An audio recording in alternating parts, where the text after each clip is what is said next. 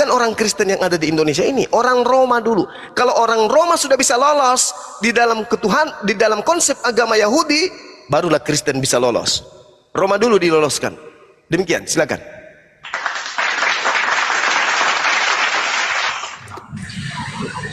Ya, terima kasih Bang Suman. Siapa dulu? Halo. Ya, silakan Bang, silakan. Ya. Aduh. Jadi saya kasih temam dulu tentang konsep memelihara hukum Taurat. Jadi saat ini saya jadi pengikut Yesus, tapi saya juga memelihara hukum Taurat. Ketika saya mengandalkan Tuhan dalam kehidupan saya, ketika saya mengasihi sesama saya manusia, apapun latar belakangnya, maka itu namanya saya sudah memelihara hukum Taurat. Ya, karena Tuhan Yesus sendiri bilang bahwa hukum Taurat itu disimpulkan dalam dua hukum kasih, yaitu kasihilah Tuhan Allahmu dengan segenap hatimu dan dengan segenap jiwamu, dan kasihilah sesama manusia seperti dirimu sendiri. Itulah hukum Taurat. Ya, jadi perihal soal Paulus memelihara hukum Taurat, yang seperti Bang Suma jelaskan tadi, itu konteksnya Bang. Saya kira sudah paham ya. Kemudian, jadi konteks bahwa Paulus setelah menjadi pengikut Yesus, dia dikatakan bertobat lagi, kembali ke kelakuannya dulu seperti waktu belum menjadi pengikut Yesus, bahwa itu bisa tidak seperti itu, seperti yang Bang Suma baca tadi, jelaskan tadi. Ya. Kemudian perihal pemahaman Al-Quran tentang nasib orang pengikut Yesus di akhirat nanti, itu sah saja dan itu kita hargai. Ya, karena kita harus menghargai keyakinan orang lain. Ya, namun yang kami yakini bahwa kami menjadi pengikut Kristus dan jaminan kehidupan kekal setelah kehidupan jasmani ini, itu sudah di tangan kami. Iya, itu. Kemudian apa lagi ya? Jadi tidak benar bahwa konsep penyalipan Yesus itu diciptakan oleh orang Romawi. Ya, karena sangat sudah jelas di Alkitab itu bahwa kedatangan Yesus Kristus ke dalam dunia sudah dibuatkan sejak kejatuhan Adam sampai kitab Yesaya dan sebagainya dan seterusnya. Sampai sebelum Yesus mati di kayu salib, berulang-ulang dia katakan bahwa dia akan mati dan bangkit dari antara orang mati. Saya kira apa yang dibuatkan di perjanjian lama dan apa yang dikatakan Yesus sebelum kematiannya tentang kebangkitannya dari orang mati tidak kontras dengan nubuatan di perjanjian lama. Saya kira itu alat validasi, alat parameter yang sangat akurat untuk menilai konsep penyalipan Yesus ini, apakah konsepnya itu datang dari orang Romawi atau dari Tuhan sendiri. Saya kira demikian Bang.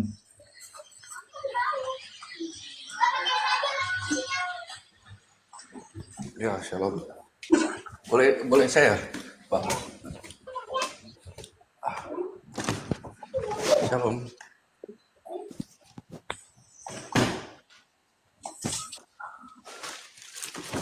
Oke, saya mau ini ya. Tadi tentang sunat itu dikatakan di dalam Kisah Para Rasul 15 memang sudah ada sidang-sidang. Pada saat itu mengapa waktu itu Kisah Para Rasul 15 ayat 5, tetapi beberapa orang dari golongan Farisi yang telah menjadi percaya datang dan berkata, orang-orang bukan Yahudi harus disunat, diwajibkan untuk menuruti hukum Musa. Maka bersidanglah rasul-rasul dan penutua untuk membicarakan soal itu. Lalu ditetapkan bahwa orang-orang dikatakan seperti ini, kalau demikian, mengapa kamu mau mencobai Allah dengan meletakkan pada tengkuk murid-murid itu suatu kuk yang tidak dapat dipukul baik oleh nenek moyang kita maupun kita sendiri? Maka ada perumusan seperti ini. Kisah Rasul 15 ayat 19, sebab itu berpendapat bahwa kita tidak boleh menimbulkan kesulitan bagi mereka dari bangsa-bangsa lain yang berbalik kepada Allah. Tetapi kita harus menulis surat kepada mereka supaya mereka menjauhkan diri dari makanan yang telah dicemarkan berhala-berhala, dari percabulan dan dari daging binatang yang mati dicekik dan dari darah. Sebab sejak zaman dulu hukum Musa diberitakan di tiap-tiap kota dan sampai sekarang hukum ini dibacakan tiap-tiap hari Sabat. Nah, memang tidak ada pengkhususan untuk bangsa yang di luar Yahudi untuk bersunat. Jadi disebutkan waktu Bang Juma ngomong tadi, si Rasul Paulus mengajarkan tentang tidak bersunat itu untuk bangsa-bangsa lain ya. Kan Rasul Paulus itu memang rasul untuk bangsa-bangsa lain. Gitu. Jadi yang jadi pertanyaan, kenapa kita orang Kristen tidak disunat? Memang kami kan, kecuali kalau kami ini orang Yahudi, ya itu mungkin berlaku untuk kami. Orang-orang Kristen ini kan banyak di mana-mana, orang Jawa, orang Sunda, orang Batak, orang Cina. Apakah mereka keturunan Abraham? Sedangkan janji itu kan diberikan daging oleh Abraham. Menjadi pertanyaan, kenapa ini umat Islam yang tidak dijanjikan, yang bukan keturunan Abraham, menyolong atau mengambil hukum atau perjanjian Abraham ini dan disematkan kepada umat-umatnya, umat Jawa, umat Cina, umat Papua. Mereka kan nggak mancung, mereka bukan keturunan dari Abraham. Kenapa harus dipaksakan di situ? Itu kan jadi menyalahkan perjanjian Abraham dengan Tuhan itu ya. Saya rasa di sini juga tambahan saya juga tentang nabi palsu, atau dibilang Rasul Paulus ini kan dilihat dari buahnya. Kalau kita lihat dari kehidupan Rasul Paulus bahkan tidak mengambil keuntungan sendiri dalam pelayanannya, dalam kehidupannya. Bahkan dia tidak menikah, tidak mengumbar hawa nafsunya. Nah, sedangkan ajaran nabi yang palsu itu ya mengumbar hawa nafsunya dengan boleh merampok dan menikah banyak. Oke, saya rasa cukup ya. Iya. Jangan framing ya. Oke. Gini Bang. Oke, sedikit ya, Daeng, Bang. 1 menit izin. Begini Bang. Oke, Anda sudah mengakui bahwa memang boleh sedikit Bang, Daeng. Silakan. 1 menit. Ya. Oke, Anda sudah mengakui ya bahwa memang Paulus memang bertentangan dengan para murid-murid Yesus ya. Dengan dia sebagai rasul untuk orang tidak bersunat di luar Israel. Nah, inilah Anda ya. Itu fix. Gak apa-apa. Anda pengikut Paulus, yaitu Kristen. Sekte baru di Nasrani itu Kristen ya, pengikut Paulus Anda. Tetapi saya ingin berkata begini ya.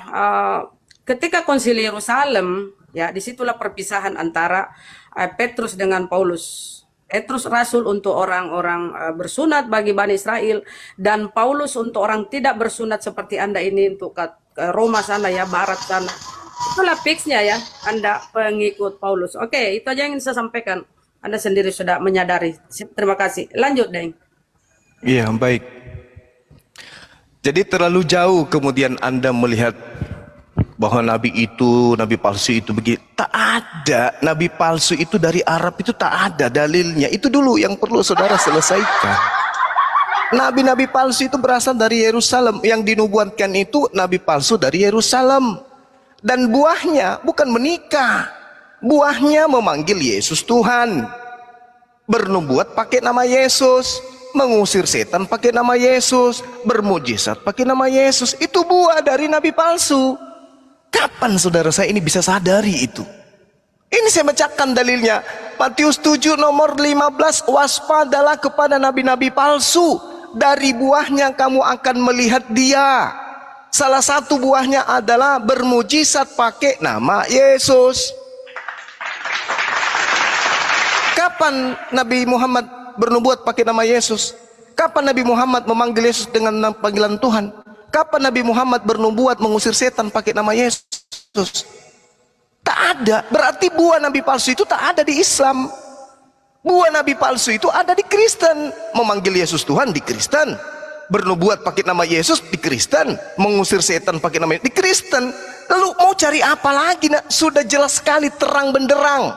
Ini satu perikop Matius 7 nomor 15 sampai nomor 23. Pada waktu itulah aku akan berterus terang kepada mereka dan berkata, aku tidak pernah mengenal kamu. Enyahlah daripadaku, kamu sekalian pembuat kejahatan. Siapa ini yang diusir? Buah-buah itu tadi yang mempraktekkan buah-buah nabi palsu. Itu loh.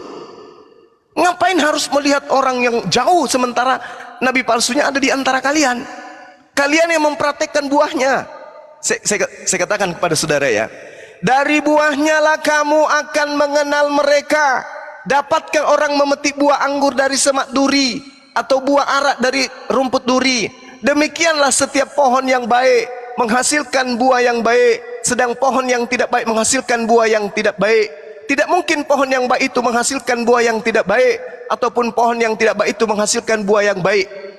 Dan setiap pohon yang tidak menghasilkan buah yang baik pasti ditebang dan dibuang ke dalam api.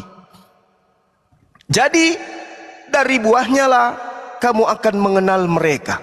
Apa buahnya? Masuk ke data nomor 21. Bukan setiap orang yang menyeru kepadaku Tuhan, Tuhan akan masuk ke dalam kerajaan sorga, melainkan dia yang melakukan kehendak Bapakku yang ada di surga. Ini buah pertama. Buah kedua, pada hari terakhir banyak orang yang berseru kepadaku, Tuhan, Tuhan, bukankah kami telah bernubuat pakai namamu? 2. Mengusir setan pakai namamu? 3. Bermujizat pakai namamu? 4. Waktu itulah aku akan berterus terang kepada mereka. Aku tidak akan dan berkata kepada mereka, aku tidak mengenal kamu, enyahlah daripadaku. Kalian semua adalah pembuat kejahatan. Matius 13 nomor 50, pembuat kejahatan dilemparkan ke dalam api neraka. Ini buahnya sudah sangat jelas loh. Ini di mana ini? Di agama mana ini yang memiliki buah kayak begini? Ya di Kristen. Kenapa cari di tempat lain? Di Kristen ini. Kemudian yang kedua, terkait dengan sunnat. Allah Subhanahu wa taala menjelaskan kemudian dalam Al-Qur'anul Karim, siapakah mereka yang membenci ajaran Nabi Ibrahim alaihissalam? Siapa itu? Dia adalah orang yang memperbodoh diri, kata Al-Qur'an. Wa man yarqabu an millata Ibrahim illa man safiha nafsa. Orang yang membenci agama Abraham, orang yang membenci ajaran Abraham hanyalah orang yang memperbodoh dirinya. Apa ajaran Abraham? 1, tauhid, 1 Tuhan, jangan ada yang lain. Yaitu hakikat yang tak serupa dengan makhluk, yang tidak pernah berubah dan tidak pernah dibentuk menjadi apapun. Itu Tuhannya Abraham. Jadi benci oleh orang Kristen. Orang Kristen harus mempertuhankan yang lahir, yang jadi manusia, yang mati di atas tiang salib. Berarti Anda membenci ajaran Nabi Abraham. Yang kedua, korban hewan. Itu ajaran Nabi Abraham. Siapa yang membenci ajaran korban hewan? Kristen. Dengan menggantikan korbannya manusia, hewan menjadi manusia. Berarti Anda membenci korbannya Nabi Musa, Nabi Abraham. Yang ketiga, ajaran Abraham bersunat. Siapa yang membenci bersunat? Ya Kristen. Berarti Anda lah yang membenci ajaran Abraham. Nah, Al-Quran mengatakan wa man yarghabu an millata Ibrahim. Nah, kami tidak membenci ajaran Ibrahim. Tauhid kami masih ikuti, kurban hewan masih kami ikuti, sunnat kulub kami masih ikuti. Nah, sementara Tuhan mengatakan di dalam Kejadian 12 nomor 3, siapakah yang memberkati Abraham? Memberkati itu artinya mengaminkan Abraham. Kami umat Islam. Dan siapa yang mengutus Abraham? Kalian yang membenci kurban hewan, yang membenci kemudian tauhid, yang membenci kemudian sunnat. Kalian yang mengutus Abraham. Belum lagi hinaan kalian terhadap anaknya Ismail, belum lagi hinaan kalian terhadap istrinya Hagar. Kalian mengutus Abraham itu. Lalu kemudian Al-Quran surah An-Nahl ayat 123. Kenapa kami kemudian bersunat? Karena perintahnya adalah mengikuti ajaran Ibrahim. Kami diperintahkan. Summa auhayna ilaika anittabi'a millata Ibrahim hanifan. Kami umat Islam diperintahkan mengikuti ajaran Ibrahim. Apa ajaran Ibrahim? Sunnat. Kami bukan keturunan, tapi kami diperintahkan ikuti ajarannya. Maka kami umat Islam mengikuti ajaran Nabi Ibrahim.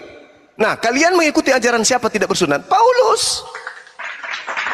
Keturunan Abraham, Ishak dan Yakub, Ishak dan Ismail, semuanya bersunat. Nah, Kristen dari mana ilmunya tidak bersunat? Ya dari Paulus. pendiri agama kalian. Kenapa Paulus mengajarkan barang siapa yang menyunatkan dirinya maka Yesus Kristus tidak berguna baginya? Ini ajaran pura-pura. Sudah tahu Romawi tidak bersunat, sudah tahu Yunani tidak bersunat, dikirimkan lagi surat kayak begitu, ya pasti gembiralah mereka. Wahai Romawi Yunani, apabila kalian menyunatkan dirimu, maka Yesus Kristus tidak berguna bagimu. Orang Roma Yunani memang nggak sunat kok. Pura-pura aja untuk menyenangkan majikannya Romawi. Supaya, oh iya betul, kita memang nggak perlu sunat. Itu yang perlu saudara-saudara saya pahami.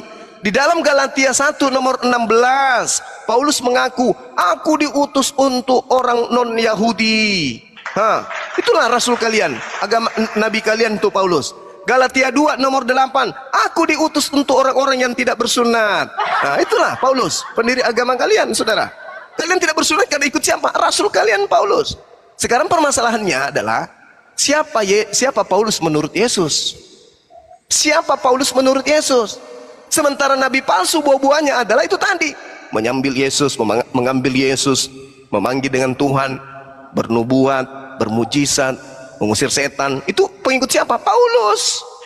Sementara di dalam Kisah Para Rasul 13 nomor 1, ada beberapa nabi yang ada di Antioquia, di antaranya adalah Nabi Saulus. Para kali bah. Nah, itu yang perlu saudara pahami. Jadi di sini jangan Anda menjagokan Advent, jangan Anda menjagokan Protestan. Anda harus membebaskan Katolik dulu sebagai sumber agama kalian. Advent, Protestan, Saksi Yehova, kemudian Pantekosta, kemudian yang lainnya itu tidak berasal dari Yahudi. Semuanya pecahan-pecahan dari Katolik. Nah, induk kalian ini dulu pecahkan. Bisa nggak Katolik ini lolos masuk ke meja Yahudi sebagai agama benar? Tidak bisa. Tidak bisa. Kenapa? Karena ada nabi palsu yang mengaku dirinya utusan untuk orang-orang Roma. Itulah yang perlu saudara pahami. Ingat, konsentrasinya adalah buah dari nabi palsu itu bisa kita kenal. Memanggil Yesus Tuhan, bernubuat pakai nama Yesus, mengusir setan pakai nama Yesus, bermujizat pakai nama Yesus. Dan itu tidak ada di Hindu, tidak ada di Buddha, tidak ada di Islam. Adanya di Kristen sekte manapun. Demikian. Oke, terima kasih Bang Suma. Saya hargai pendapat Bang Suma. Ya, saya kira di Alkitab tidak ada tertulis larangan atau Yesus melarang mengkritik orang-orang yang melakukan mujizat demi nama Yesus, ya, atau menyembuhkan orang yang sakit dengan nama Yesus. Saya ingat waktu Paulus menyembuhkan seorang buta, dia juga menyebut nama Yesus. Petrus bilang, emas dan perak tidak ada padaku, tapi demi nama Yesus. Kalau tidak salah orang tidak bisa jalan itu, orang buta kah? Aku agak lupa. Emas dan perak tidak ada padaku, tapi demi nama Yesus orang lumpuh berjalanlah. Ya, dan saya kira clear ya bahwa tidak ada Alkitab tidak menyembuhkan demi nama Yesus itu bukan suatu dosa dalam Alkitab. Jadi clear ya Bang Sumaya. Kemudian buah, konteks buah. Jadi buah ini terkait dengan perbuatan. Ya. Sama dengan melakukan kehendak Bapa di sorga. Konteksnya sama dengan perbuatan. Ya. Jadi bukan cuma menyembuhkan banyak orang, memberitakan Injil, namanya buah. Nah, Yesus berbicara di Alkitab yang mengatakan bahwa pada hari-hari terakhir akan banyak orang datang kepada aku bahwa Tuhan, Tuhan. Sementara Yesus bilang, bukan yang menyebut aku Tuhan yang akan masuk dalam kerajaan sorga, tapi orang melakukan kehendak Bapakku di sorga. Ya, kehendak Bapa di sorga itu kehendak Tuhan itu adalah perbuatan.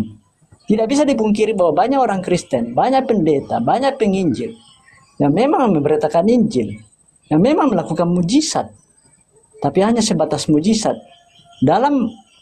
Di sisi lain dia melakukan pemberitaan Injil.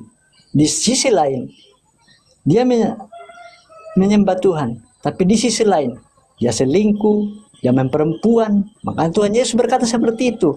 Itulah konteks ayat itu untuk konteks untuk orang Kristen sendiri. Betul itu. Iya. Jadi konteksnya itu Bang Suma. Kemudian saya kira ini masalah apa ini? Masalah Paulus saya kira sudah jelas ya. Saya kira tidak ada yang salah pada Paulus ya. Saya sudah jelaskan masalah buah tadi ya. Kalau kita melihat buah Paulus, kejahatan apa yang dilakukan sehingga buahnya itu tidak baik. Iya. Kemudian kalau Bang Suma tadi bilang bahwa tidak dirinci secara jelas, tidak dituliskan perbuatannya, riwayat hidupnya. Saya kira dalam Alkitab, kalau ada seorang tokoh yang melakukan kejahatan, pasti itu ditelanjangi. Seperti waktu Nabi Daud. Kalau dalam Al-Quran disebut Nabi Daud melakukan kejahatan yang luar biasa. Itu diterangkan, diperjelas, ditelanjangi supaya orang tahu. Iya. Kemudian justru di Matius pasal awal itu dikatakan bahwa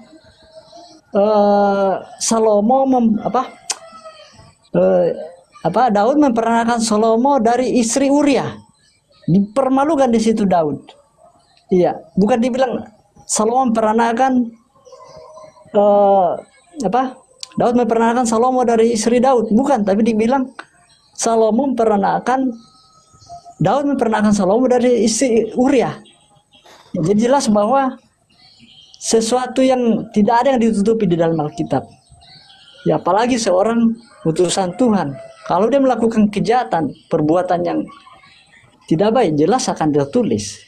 Ya, saya kira demikian Bang Suma. Terima kasih. Oke, baik. Saya ambil dari awal, Bang. Boleh. Siapa yang akan mempermalukan Paulus? Siapa? Paulus tidak diterima. Paulus bukan tokoh penting bagi orang Yahudi. Siapa yang mau mempermalukan dia? Siapa juga yang mau menulis tentang dia? Sedang Paulus ini bukan siapa-siapa, bukan nabi bagi mereka. Lalu kemudian ketika saudara mengatakan bahwa Salomo, Daud kemudian dipermalukan di kitab-kitab, itu kitabnya orang Yahudi atau kitabnya saudara? Yang kita tahu itu adalah kitab Perjanjian Lama. Kita belum pernah menemukan Perjanjian Lama kitab Tanaknya seperti itukah ceritanya atau tidak. Itu dulu. Kemudian ketika saudara mengatakan bahwasanya Paulus itu tidak diceritakan begini-begini, yang mau menceritakan dia siapa? Sementara dia itu adalah nabi diutus untuk non-Yahudi. Lalu yang mau menulis tentang dia siapa? Lawang orang Roma aja, orang Kristen aja tidak tahu siapa dia kok. Apalagi orang lain. Siapa nama bapaknya? Ada yang tahu? Tak ada yang tahu. Nama ibunya yang melahirkan dia ada yang tahu? Tak ada satupun di dunia ini yang tahu. Siapa bapaknya, siapa emaknya, kok tiba-tiba jadi rasul bagi orang Roma? Nah, itu yang perlu saudara pahami. Lalu kemudian terkait dengan pengajaran Paulus bermukjizat dan seterusnya, saudaraku, kunci dari pengajaran nabi palsu itu sudah sangat jelas diterangkan, kecuali mereka yang melakukan kehendak Bapa. Kan ada dua kelompok yang muncul di tengah-tengah Yesus. Yang pertama kelompok Yahudi, yang kedua adalah kelompok Kristen Romawi, atau dalam hal ini adalah Vatikan. Nah, sekarang dua-duanya pengikut Yesus memanggil Yesus Tuhan, bermujizat juga. Oke.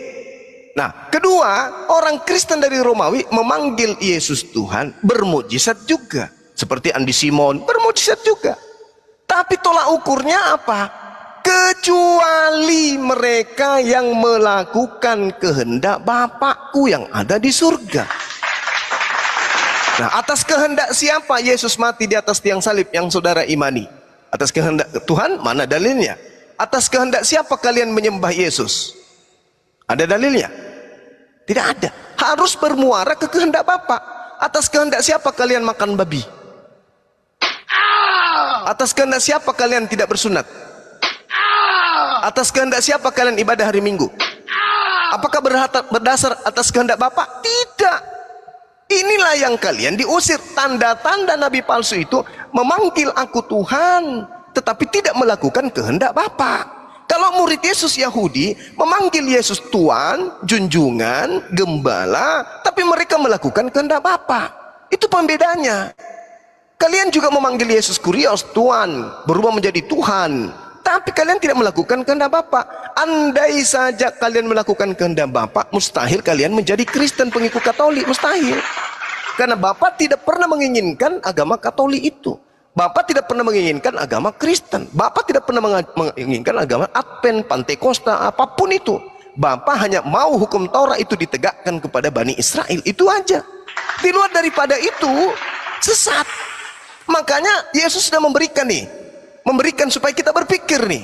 Waspadalah kepada nabi-nabi palsu yang datang kepada Bani Israel menyamar seperti domba, tetapi sesungguhnya mereka bukan domba tapi serigala. Nah sekarang siapa yang nebeng ke Yahudi Israel tapi bukan Israel? Katolik Roma. Katolik Roma yang bukan Yahudi tapi nebeng-nebeng, membawa kitabnya Yahudi, nyamar-nyamar, oh kami ini adalah Tuhan penyembah Elohim. Mana ada. Jadi waspadalah kepada nabi-nabi palsu yang datang kepadamu dengan menyamar seperti domba, tetapi sesungguhnya mereka adalah serigala yang buas. Dari buahnya lah kamu akan mengenal mereka. Tuh, orang Yahudi akan mengenal buahnya. Nah sekarang tanya orang Yahudi, buah dari nabi palsu itu yang mana? Islam atau Kristen? Tanya mereka satu persatu.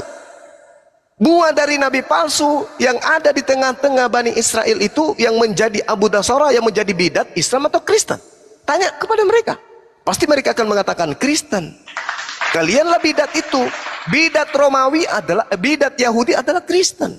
Kenapa dikatakan Kristen ini bidat Yahudi? Karena Kristen mengambil kitabnya orang Yahudi. Islam tidak. Yang menyamar seperti Yahudi rohani, Israel rohani, ya hanya Kristen. Yang bukan Israel, yang ngaku-ngaku sebagai pengikut nabi-nabi Israel, yang mengambil kitabnya Israel, yang menyembah juga kepada Tuhannya Israel, katanya itu adalah Kristen, bukan yang lain. Nah, coba Anda satukan tuh, bisa enggak agama Katolik Kristen ini disatukan dengan Yahudi? Bisa enggak? Enggak bisa. Enggak bisa. Ini PR. Jadi buah-buah dari pengajaran nabi palsu itu adalah memanggil Yesus Tuhan, melakukan satu amalan yang tidak berlandaskan kepada kehendak Elohim. Kristen memanggil Yesus Tuhan, bermujizat, bernubuat, kemudian mengusir setan dalam nama Yesus, dalam nama Yesus. Nah sekarang ditanya, oke, kau gunakan nama Yesus, ya. Sekarang kamu nyembah Yesus, ya. Itu kehendak Bapa atau bukan? Bukan. Nah itulah buahnya. Itulah buahnya. Mereka melakukan mujizat dan sebagainya, tapi tidak melakukan kehendak Bapa. Seperti itu, Bung. Mungkin saya sekali lagi ya. Saya sekali lagi ya. Karena 2 menit, Bang. Sini mau asar. Ya, Jangan dulu pergi Bang Juma. Aku 2 menit baru Bang Astroban ya. Nah, siapakah nabi palsu yang tidak menuruti kehendak Bapa? Ayo kita tiru. Ayo kita periksa. Nabi palsu yang tidak menuruti kehendak Bapa. Paulus mengatakan di dalam Galatia 3 ayat 24. Hukum Taurat adalah penuntun bagi kamu sampai Yesus datang. Nah, Paulus mengatakan hukum yang ke-10 itu penuntun bagi kamu sampai Yesus datang. Sekarang nabi palsu. Apakah nabi palsu itu menuruti hukum? Hukum pertama, jangan ada padamu Allah lain di hadapanmu. Apakah nabi palsu itu mengimani Yahweh atau Allah yang lain? Nah, itu dia ya, itu nabi palsu. Kalau ada nabi tidak mengakui Yahweh adalah Allah pencipta langit dan bumi, itu nabi palsu. Yang kedua, jangan membuat bagimu patung baik menyerupai apapun di udara. Siapa nabi palsu? Siapa nabi yang mengajarkan membungkuk ke suatu benda, membungkuk ke suatu barang, atau itu berbentuk pohon, berbentuk patung, berbentuk batu, itu nabi palsu. Yang ketiga, siapa yang menyebut nama Elohim sembarangan, mengganti Elohim dengan nama yang lain, itu nabi palsu. Yang keempat, siapa yang tidak mengajarkan umatnya menguduskan hari Sabat, yaitu hari Sabtu, ini hari adalah hari Sabat, itu adalah nabi palsu. Yang kelima, siapa mengatakan orang tuanya di dalam neraka, itu adalah nabi palsu. Yang keenam, siapa mengajarkan membunuh bunuhlah siapa yang tidak mau masuk Kristen, habisi dia, potong lehernya, penggal kepalanya. Itu adalah nabi palsu yang datang dari setan. Yang ketujuh, keberapa tadi? Keenam. Tadi keenam membunuh. Ketujuh, siapa yang mengajarkan umatnya untuk berzina, siapa yang berzina dan membunuh tidak ada penghukuman atasnya, dia adalah umat Allah. Kalau ada katanya seperti itu, itulah nabi palsu. Yang kedelapan, jangan mencuri. Siapa nabi yang mengajarkan umatnya boleh mencuri, itu adalah nabi palsu. Siapa umatnya, 10 sekarang, hukum ke-10, jangan mengingini milik sesamamu manusia. Jangan mengingini istri keponakanmu, istri saudaramu, istri teman-temanmu, istri sahabat-sahabatmu. Siapa mengajarkan mengambil istri sahabatnya ini, atau keponakannya, atau anaknya, atau siapa-siapa, itu nabi palsu. Itulah yang akan dienyahkan di muka bumi ini nanti Yesus datang. Enyahlah kau, hai Bunda Rahma, enyahlah kau, karena kau mengajarkan membunuh, karena engkau mengajarkan mengingini istri orang lain. Itu nabi palsu, Bang Juma. Jadi jangan bilang Paulus nabi palsu. Nabi Paulus, tunggu dulu, nabi Paulus tidak pernah melakukan semuanya itu. Dia tidak membunuh, dia tidak berzina, dia tidak mengingini istri saudaranya, dia tidak melakukan semuanya. Dia menguduskan hari Sabat. Setiap hari Sabat Paulus dengan Yesus juga menguduskan hari Sabat. Ingat itu kalian semua yang ada di bawah 1400. Bertobatlah, Yesus akan segera datang. Paulus itu adalah bukan nabi, dia adalah rasul Yesus. Dia adalah rasul Isa Al-Masih yang harus kita turuti, karena dia tidak pernah melakukan kejahatan. Dia murni loh, tidak mendapat duit, tidak mendapat wanita-wanita, tidak mendapat tahta dan segalanya. Mati pun dia dipenggal kepalanya. Bayangkan Bang Juma. Oke, silakan kawanku yang lain. Tunggu, saya tanggapi dulu.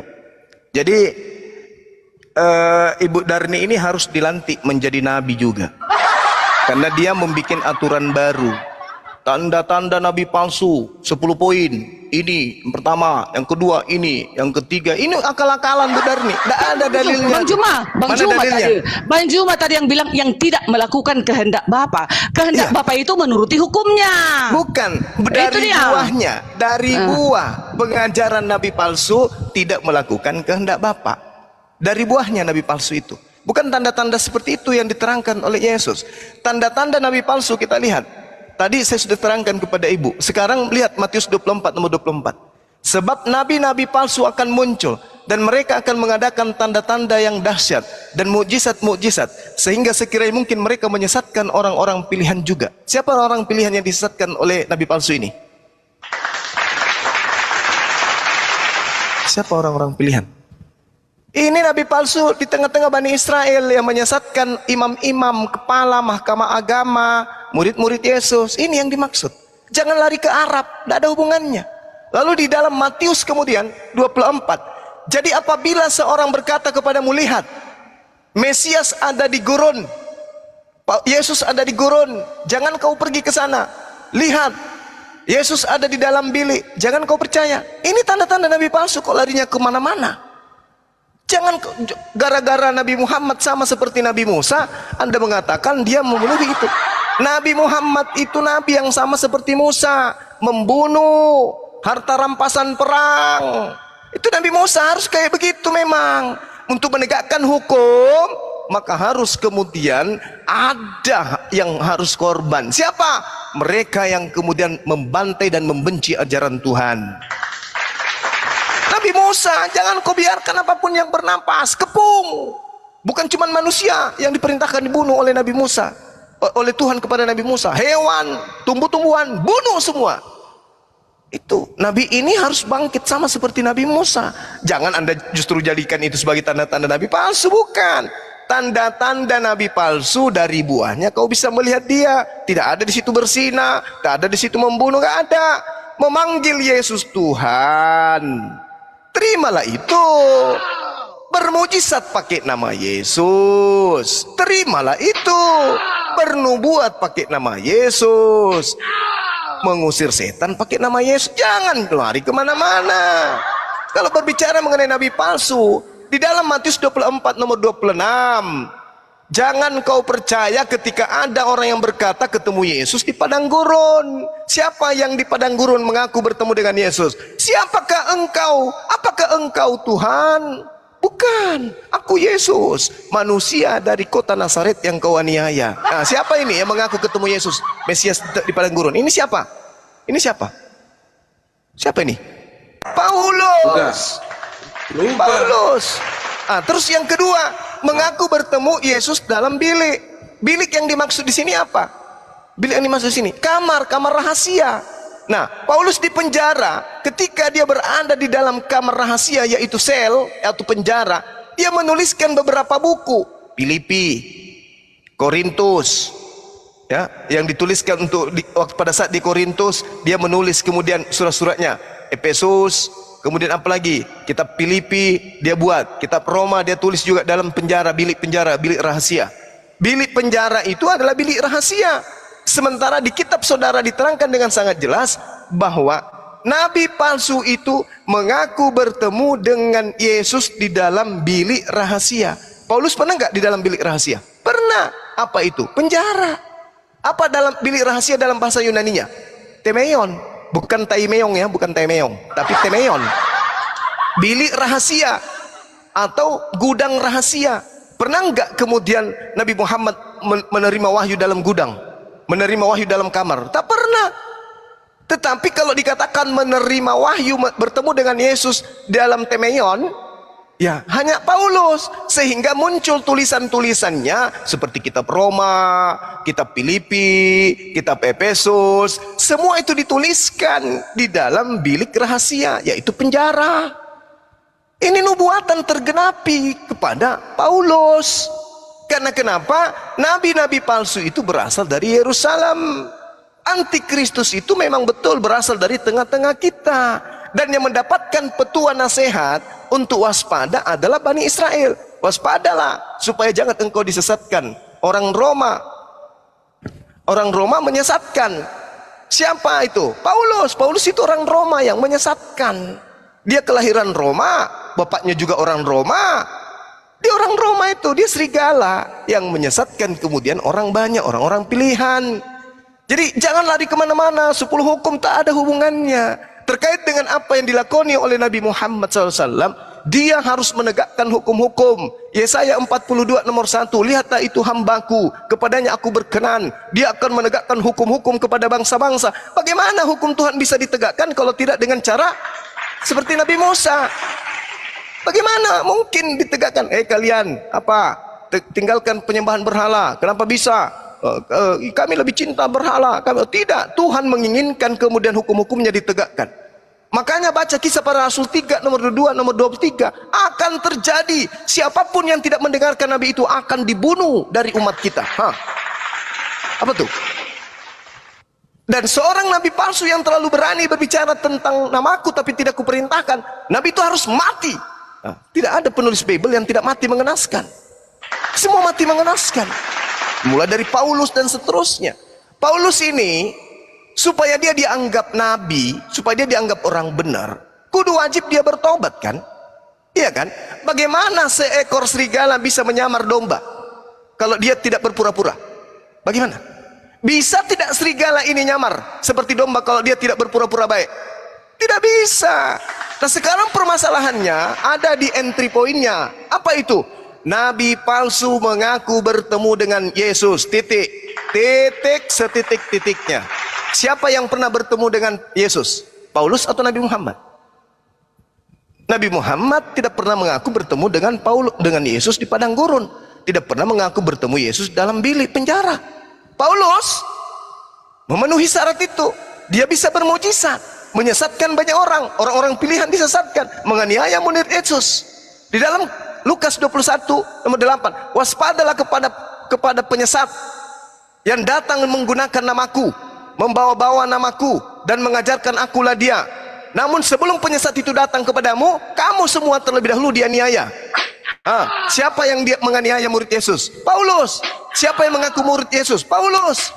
Siapa yang mengajarkan memanggil Yesus Tuhan? Paulus. Siapa yang bermujizat menduruat dan seterusnya? Pengikut siapa? Paulus. Kurang apa lagi? Antikristus itu berasal dari Yerusalem. Yeremia 23 baca satu perikop. Nabi-nabi Yerusalem inilah yang penyesat dan akan diberikan Tuhan aib dan noda sebagai tanda kekekalan kepada mereka untuk mempermalukan mereka. Itu datang. Nabi-nabi Yerusalem telah membuat murka Tuhan. Kepadanya pengikutnya akan diberikan aib. Apa yang dikatakan aibnya? Dia akan dipermalukan. Kalau Ibu Darni itu ngamuk, itu karena dipermalukan. Manusia kok disembah? Hasil daripada nabi palsu. Nabi palsu itu umatnya akan dipermalukan. Coba Anda baca dalam Yeremia 23 itu. Apa yang dikatakan satu perikop di sana? Nabi-nabi penyesat dari Yerusalem yang akan dari kalangan mereka, di kalangan para nabi Samaria, aku melihat ada yang kurang pantas. Mereka bernubuat demi nama Baal, menyesatkan umat Israel. Tetapi di kalangan para nabi Yerusalem, aku melihat ada yang mengerikan. Anda mengatakan Paulus bukan nabi. Kisah para Rasul 13 nomor 1. Ada beberapa nabi dan pengajar di Antioquia. Di antaranya adalah Nabi Saulus. Tetapi di kalangan para nabi Yerusalem, aku melihat ada yang mengerikan. Mereka berzina dan melakukan perlakuan tidak jujur. Mereka menguatkan hati orang-orang yang berbuat jahat. Atau orang-orang yang berbuat jahat, Romawi Yunani, dikuatkan hatinya untuk sehingga mereka tidak seorang pun yang bertobat dari kejahatannya. Semuanya mereka telah menjadi Sodom bagiku, dan penduduknya seperti Gomora. Ayo, rumah ibadahnya nikahkan Sodom Gomora itu di mana? Sebab beginilah firman Tuhan semesta alam mengenai para nabi itu, mengenai nabi Yerusalem itu. Janganlah dengarkan perkataan para nabi yang bernubuat kepadamu. Mereka hanya memberi harapan yang sia-sia kepadamu, dan hanya mengungkapkan penglihatan rekaan hatinya sendiri, bukan apa yang datang dari mulut Tuhan. Tuh, Paulus mengakui, aku menulis bukan dari firman Tuhan, tapi dari keinginanku sendiri. Apa ending daripada Nabi Yerusalem? Aku akan menimpakan kepadamu aib yang kekal dan noda yang kekal yang tidak terlupakan. Itulah aibnya. Kalian mengaku sebagai utusan, sebagai umat Tuhan. Kalian mengaku sebagai pengikut Yesus, tapi yang kalian tuhankan manusia. Kalian dipermalukan. Ini aib untuk kalian tuh. Sehebat apapun ajaran kalian, kasih. Begitu kita buka kulitnya, nyembahnya manusia, coy. Ajaran dari Roma ternyata. Bani Israel beruntun nabi datang kepada mereka, beruntun kitab datang kepada mereka. Mereka tidak pernah menyembah manusia. Itu aib bagi pengajar nabi-nabi Yerusalem. Tapi saudara mau berterima mau tidak, saya hanya menyajikan data. Saya tidak ada niat untuk menghujat atau menista. Semua yang saya ceritakan ini berdasarkan data yang ada di dalam kitab saudara sendiri. Anda mau percaya ataupun tidak percaya, saya kembalikan kepada saudara. Mungkin saya pamit. Di sini sudah asar, teman-teman. Kita ada acara buka bersama di Gunung dengan warga setempat. Teman-teman yang ada di Kota Makassar dan sekitarnya yang ikut, silakan. Pada dasarnya bahwa diskusi ini harus kita bangun. Islam datang untuk membersihkan Yesus, nabinya umat Islam yang disebut dengan nama Isa, dari fitnahan-fitnahan Romawi dan Yunani, yang mana dia difitnah sebagai Tuhan yang datang mati disalib dan seterusnya. Islam hanya datang meluruskan dan mengingatkan. Kalau saudara-saudara Kristen tidak mau mendengarkan, silakan. La ikraha fiddin. Silakan beragama Kristen dengan baik, tapi dengan catatan pelajari Bible dengan baik pula. Jangan Anda mengatakan nabi palsu itu begini, sementara data yang Yesus sajikan, nabi-nabi palsu dari buahnya kau bisa mengenal dia. Pertama, memanggil aku Tuhan, membuat pakai nama aku, bermujizat. Jangan Anda tinggalkan itu, lantas lihat yang di tempat lain. Jangan. Pelajarilah dengan jujur Bible itu supaya bisa tercerdaskan dan sampai kepada kebenaran. Saya kira begitu teman-teman sekalian. Mohon maaf kalau saya tidak bisa berlama-lama di sini. Saya ada tugas. Dan terima kasih atas kebersamaannya Bu Darni. Mohon maaf, sehat selalu Ibu. Teman saya, abang saya Astromai Kuru Sumanga Samune, dan juga Bang Song. Thank you. Saudara Imrus, Bunda Rahma, Dinda Tedore, dan juga Dinda Blokir Permanen. Silakan dilanjutkan diskusi yang baik. Aku pun turun ya blokir. Dikit. Iya. Satu-satu sebelum. Enggak mau aku sama Pak Bunda Rahma, enggak mau aku turun aku. Enggak, nanti kan ribut. Enggak mau sama perempuan, enggak mau. OTW Bolangi, satu-satu OTW. Aku mau OTW Ganti sama Bolangi. Tedore, ganti sama Tedore, tante. Tante ganti Apanya sama mau Tedore. nyampaikan? Takut. Aku aja Bunda. Iya, saya pamit dulu ya teman-teman. Salam-salam ya. Subhanakallahumma bihamdi asyhadu an la ilaha illa anta astaghfiruka wa atubu ilaik.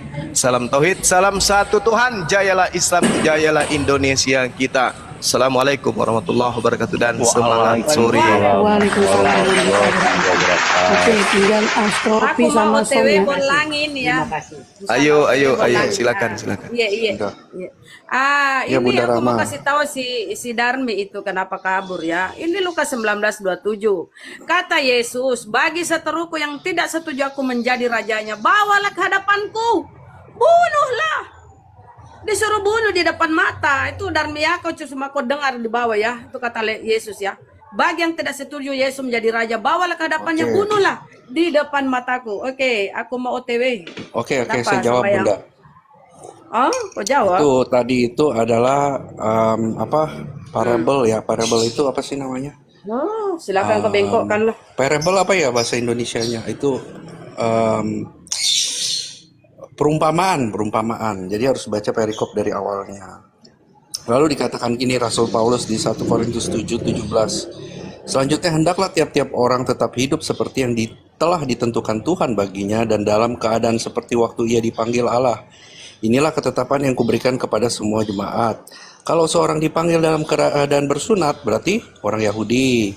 Janganlah ia berusaha meniadakan tanda-tanda itu. Berarti kalau orang Yahudi dipanggil untuk bersunat, silakan bersunat. Dan kalau seorang dipanggil dalam keadaan tidak bersunat, janganlah ia mau bersunat. Lalu yang dikatakan tentang Izin bentar. Coba yang minta naik Ya. typing di bawah agamanya ya. Yang minta naik typing di bawah agamanya. Yang Kristen aja naik Kristen typing agamanya di bawah Kristen. Ada Tedore moderator. Lanjut. Ya.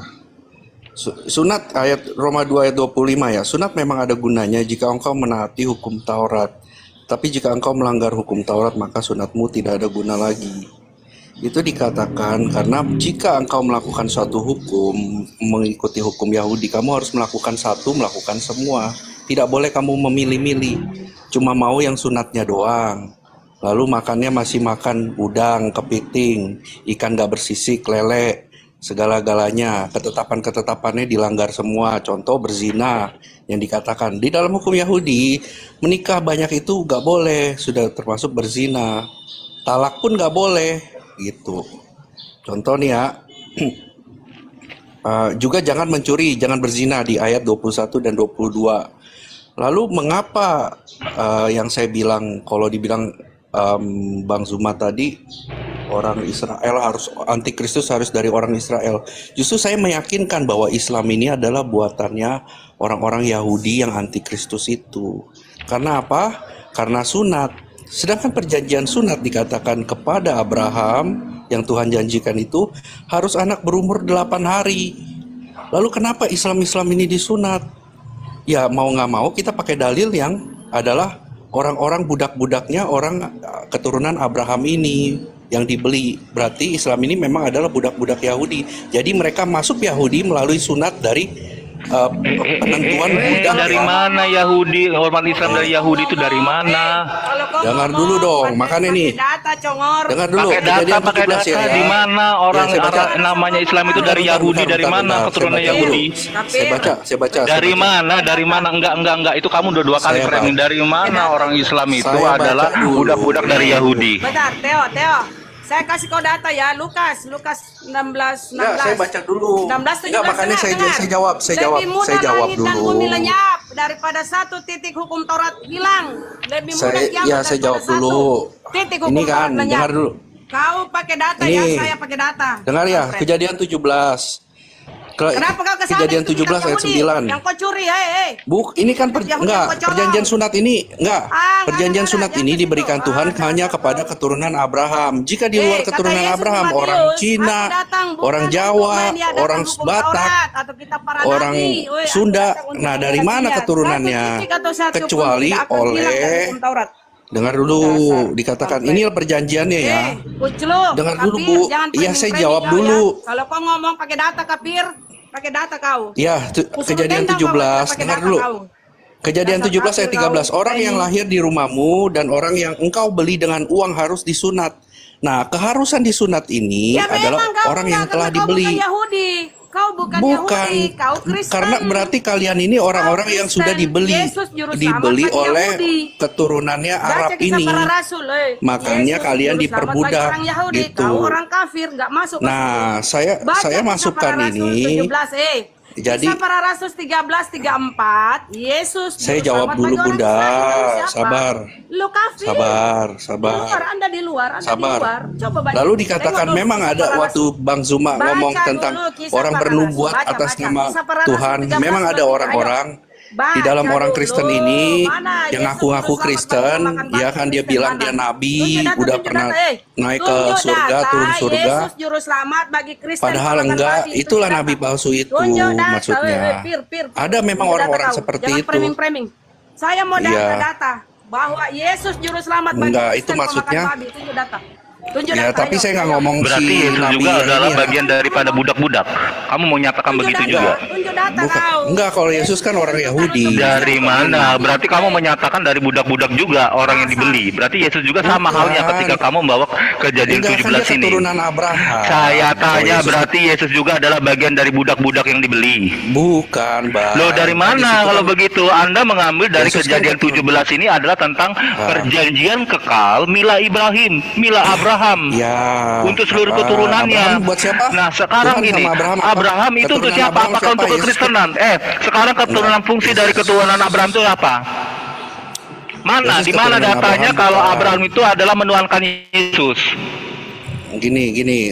Saya tanya di mana satu-satu dulu. datanya kalau Abraham itu menuhankan Yesus?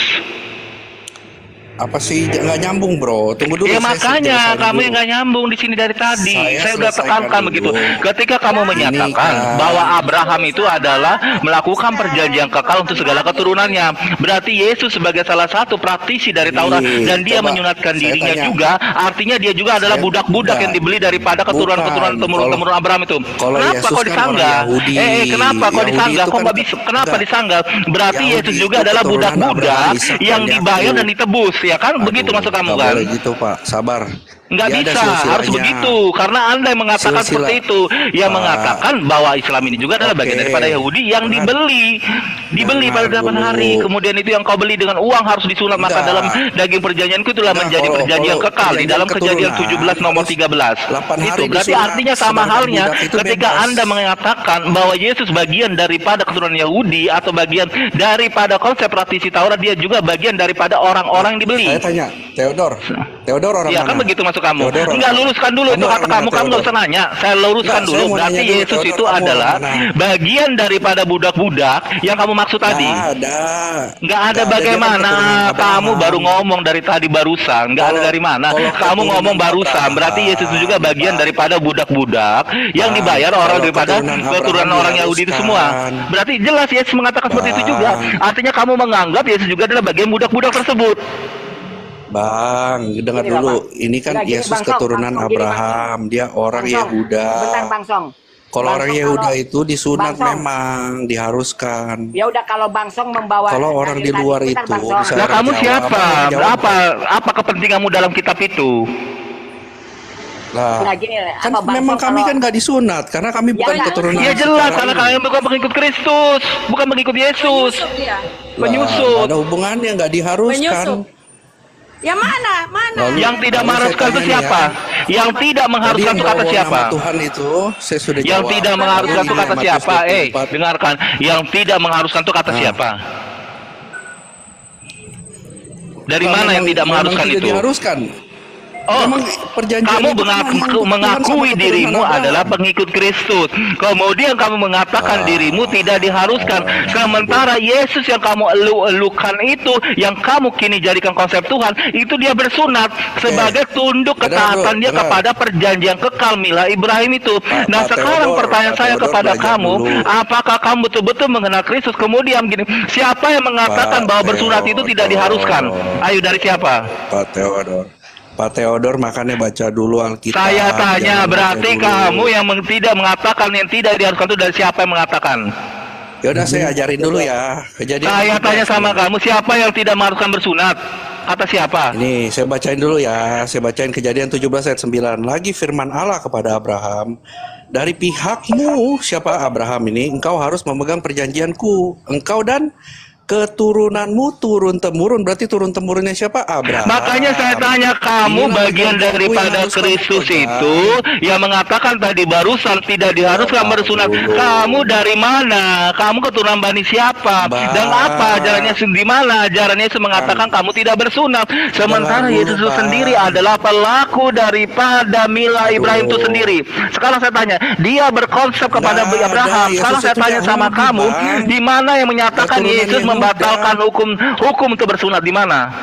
Aduh, Yesus itu orang di mana? Saya tanya, gak usah adu-adu. Di mana dinyatakan bahwa Yesus itu untuk membatalkan sunat? Di mana? Israel itu. Saya tanya, gak usah ke Israel. Saya tanya, di bagaimana namanya atau di mana Yesus membatalkan namanya hukum sunat? Lah nggak ada membatalkan, kan memang keturunan Yahudi. Ya sudah jelas, berarti kamu memang bukannya bani daripada keturunan Abraham dan bukan salah satu pengikut Kristus. Karena Kristus pernah berkata seperti ini dalam Yohanes, kata, mereka yang mengikut aku mengenal mereka dan mereka mengenal aku. Artinya Anda tidak sama sekali mengenal Yesus itu sendiri. Anda tidak pernah mengikuti menjadi salah satu aturan duduk fundamental saudara pengikut Kristus itu sendiri, tidak pernah. Anda siapa? Abang Theodor orang mana? Ayo saya tanya. Orang siapa? Jelas, saya orang Indonesia. Enggak, suku mana? Suku mana? Iya, saya suku Batak. Apalagi Batak. Emang Batak keturunan Abraham? Ada kaum mancung-mancungnya? Loh, saya tanya, perjanjian kekal ini adalah Islam mengimani namanya orang-orang nabi-nabi sebelum adanya Nabi Muhammad SAW. Sekarang saya tanya sama kamu, terlebih kepada kamu, sekarang saya tanya, ketika Yesus mengatakan bahwa dia hanya diutus untuk bangsa Israel, kamu siapa? Utusannya hanya untuk bangsa Israel dan dia hanya diberikan kepada domba-domba yang hilang daripada bangsa. Anda siapa yang mengatakan bahwa Anda pengikut Kristus? Saya tanya. Abang, jelas, agama Islam meramatan dilamin untuk segala bangsa. Gak ada hubungannya bang, itu perjanjian kekal. Gak ada hubungannya bang, itu untuk saya. Gak ada hubungannya bang, itu untuk ini bang. Jika engkau mau gak ada hubungannya bang, itu untuk itu bang. Kamu adalah budaknya yang dibeli oleh. Berarti sama kembali lagi, Yesus adalah budaknya. Lah Yesus kan Yahudi, dia Yehuda. Dia disunat karena Yehuda, karena dia keturunan Abraham. Gak ada hubungannya lah. Kecuali kalau kamu nih, Yesus kan ganteng. Terlebih lagi apa hubungannya dengan kamu? Kayak kamu. Apalagi terlebih dengan kamu. Mau sunat lagi pesek-pesek. Apa hubungannya sunat sama orang pesek kamu? Dia kan gak nyambung. Ya terlebih daripada kamu. Sekarang saya enggak, di mana datanya bahwa Yesus membatalkan hukum sunat? Nggak ada. Saya udah bilang, nggak buat kamu, bukan buat orang Batak, bang. Iya, terlebih lagi buat kamu, jelas. Nggak ada juga. Nah, memang kami tidak bersunat. Makanya kalian hanyalah serigala-serigala berbulu domba yang mengaku-ngaku pengikut Kristus, sementara ajaran yang diajarkan Yesus tidak pernah dia lakukan. Kalian hanya mengikut serigala berbulu domba. Bang, itu perjanjian buat keturunan Abraham. Abang bukan keturunan Abraham. Alah, koplak ini orang ini botolnya nauzubillah ini dari tadi dilembutin nggak nyambung juga lah. Turun kau lah bodas. Ya udah, nggak gini. Aduh, kenapa keluar lagi dia? Bukan loh, enggak tadi itu dia kalau dia bawa data ya kan dia suruh bilang begini bang. Bayi lah apa bayi disunat umur 8 hari. Pernah nggak terpikirkan? Kalau seluruh dunia, iya bang, sekarang begini bang, kalau bayi seluruh dunia disunat, enggak tadi dia bilang bayi itu disunat umur 8 hari. Pernah nggak ngebayangin kalau seluruh dunia setiap hari angka persentase bayi lahir di dunia ada berapa orang? Untuk setiap hari ada 8 hari harus disunat. Jumlah dokter di dunia ini ada berapa? Sanggup nggak? Hah? Persentase dokter sama bayi yang lahir banyakan mana? Kalau untuk sekaligus disunat per 8 hari. Ya, nyampe nggak kepikir kan nyampe situ. Jadi untuk ukuran surat 8 hari mau diwajibkan, kalau nggak diwajibkan akan kena dosa. Seluruh dunia akan sunat per 8 hari. Setiap hari. Sanggup nggak tenaga medis? Ya. Jadi jangan nginin apa tentang agama. Agama itu jangan dibilang gimana-gimana. Oke, gimana silakan bang. Ya, halo.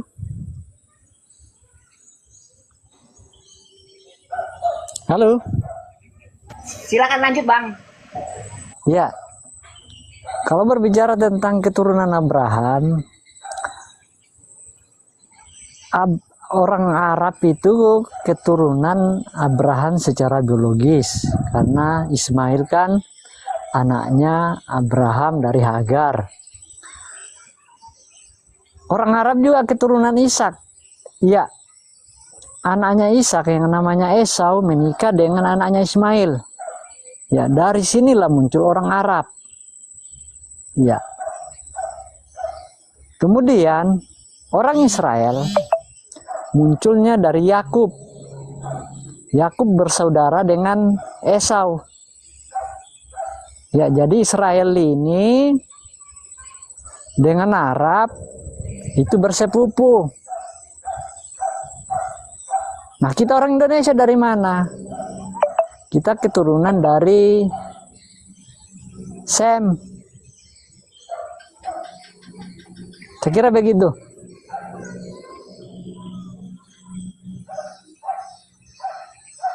Datanya dari mana itu datanya? Di Alkitab di Kejadian. Oh, Di Kejadian berapa? Saya di luar sini udah bawa. Pokoknya baca aja Kejadian satu mulai dari tentang riwayat Esau. Kejadian berapa riwayat Esau? Aduh, ya ampun. Yang saya tanyakan tadi kepada temanmu yang si kucluk itu, yang si koplak tadi itu, di mana Yesus mengatakan membatalkan hukum sunat? Yesus tidak pernah membatalkan hukum sunat.